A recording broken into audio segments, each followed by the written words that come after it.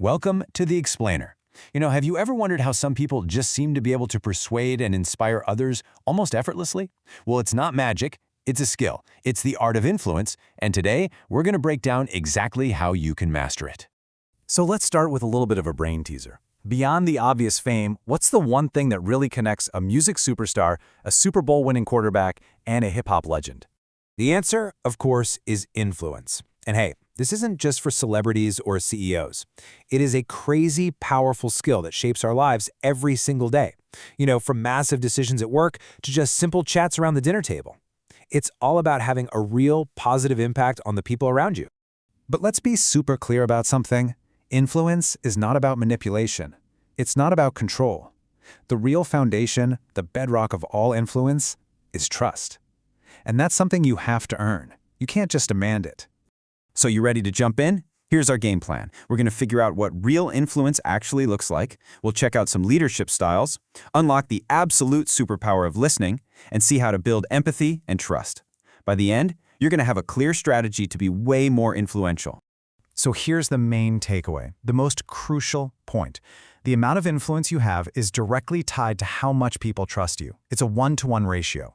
Without that foundation of trust, anything you try to build is just going to fall apart. So how in the world do you build this fortress of trust? Well, think of it like a table with 4 really strong legs. First, you've got credibility. That just means being truthful, like all the time.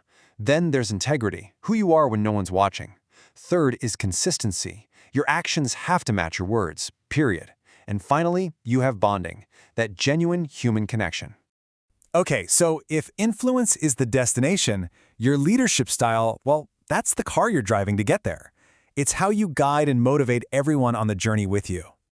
Now, there are a ton of leadership styles out there, but let's just look at 3 big ones. You've got the autocratic leader. Think of them as the captain of the ship, making the tough calls. Then there's the democratic leader, more of a team coach, getting everyone's input. And finally, the servant leader. Their whole focus is on supporting and empowering the team to succeed. So just take a second here and think, what's your go-to move? Which one of these sounds the most like you? Just knowing your natural tendency is a huge first step in learning how to use it better to build that trust and influence we're talking about. But here's a little secret for you. It doesn't really matter which vehicle you drive, which leadership style is yours, because there's only one engine that makes the whole thing go. And that engine is active listening. And I want you to forget everything you think you know about listening. Active listening isn't just sitting there quietly waiting for your turn to talk. No. It's an intense, full-contact sport. It's about tuning in not just to the words, but to the feeling, the body language, everything that's not being said. Okay, this slide right here is pure gold. So how do you actually do it? Step 1, pay attention. That means put the phone down, turn away from the computer, and just focus. Step 2, withhold judgment. The second you start judging, you stop listening. Simple as that. 3, reflect. That just means paraphrasing what they said back to them to make sure you're getting it right. 4, clarify. Ask good, open-ended questions. Get curious. 5, summarize what you've heard. And then, and only then, step 6, do you share your side? And this quote just hits the nail on the head. It completely flips the script. Your main job isn't to get your point across, it's to fully understand theirs first. Once you do that, everything else just falls into place. And this is the perfect bridge to our next point. Because listening, that opens the door to empathy. And empathy is the glue that builds the trust we were talking about from the very beginning. It all connects. And get this, there's actually data to back this up. Some really cool research from the Center for Creative Leadership shows that when a leader doesn't just listen, but actually takes action on what they heard, an employee's feeling of being heard literally doubles. It's twice as powerful. So this is a really important point. Listening without action can just feel empty, like you're just going through the motions. It's the follow-through, what you actually do with the information, that builds real, lasting trust. So much of a leader's influence is shaped by things that are never even said out loud. It's a silent language. Something as simple as making steady, welcoming eye contact can make a person feel like they are the only one in the entire world that matters in that moment. And it goes beyond eye contact.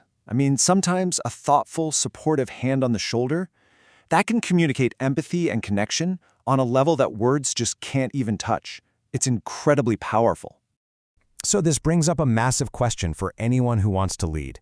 If your words are saying, "I'm listening," but your body is fidgeting, looking at the door, which message do you think people are going to believe? That kind of mismatch can absolutely vaporize your credibility in a heartbeat. Okay, so let's bring it all home. Let's pull all these ideas together into a simple, actionable strategy you can use to develop your own personal philosophy of influence. Think of this as your personal toolkit. It all starts with those roots we talked about, credibility and integrity. Then you build on that by making people feel valued, really trying to see things from their perspective, showing you genuinely care and believing in them. And woven through all of it, always, always be listening. Because look, at the end of the day, when you lead with influence, you're not just a manager giving out orders. You're a catalyst. You're building a team that's not just doing what they're told, they're committed to the mission. And that's how you make a real, lasting impact. So we'll leave you with this one last thought to chew on. Your job title might make you a manager, sure, but it's your people who decide if you're actually a leader. The real question is, who will you decide to be?